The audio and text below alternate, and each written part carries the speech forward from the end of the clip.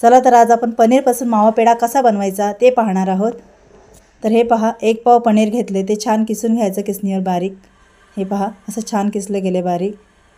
कढई, जाडबुडाची कढई गरम करत ठेवले, त्यामध्ये थोडं पाणी घातलं, 1 वाटी दूध आणि 1 पाव पनीर छान ढवळून घ्यायचं, खाली बुडाला लागायला नको।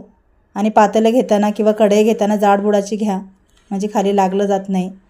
अर्धी वाटी साखर तुम्ही तुमच्या आवडीनुसार घाला, कमी जास्त। तुम्हाला गोड आवडत असेल जास्त घाला, कमी आवडत असेल तर कमी घाला।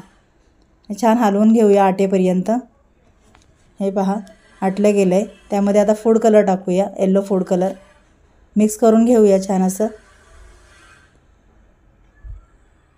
हे पहा, त्यानंतर आपण एका प्लेटीत काढून घेऊया थंड होण्यासाठी।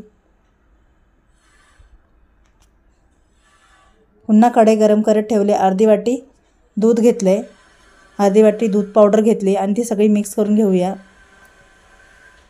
नंतर गॅस ऑन करून त्यामध्ये आपण जे मावा बनवून घेतले पनीरचा तो घालूया आणि मिक्स करून घेऊया। छान असं हलवत सगळं आटेपर्यंत छान असं मिक्स करून घ्यायचं। हे पहा, आता प्लेटीत काढूया आपण, पुन्हा त्याला थंड करून घेऊया।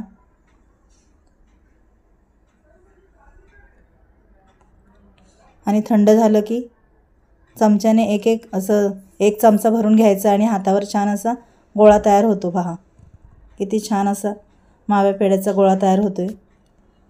असे सगळे वळून घेऊया आपण मावा पेढा। हे पहा, दुसराही दाखवते तुम्हाला।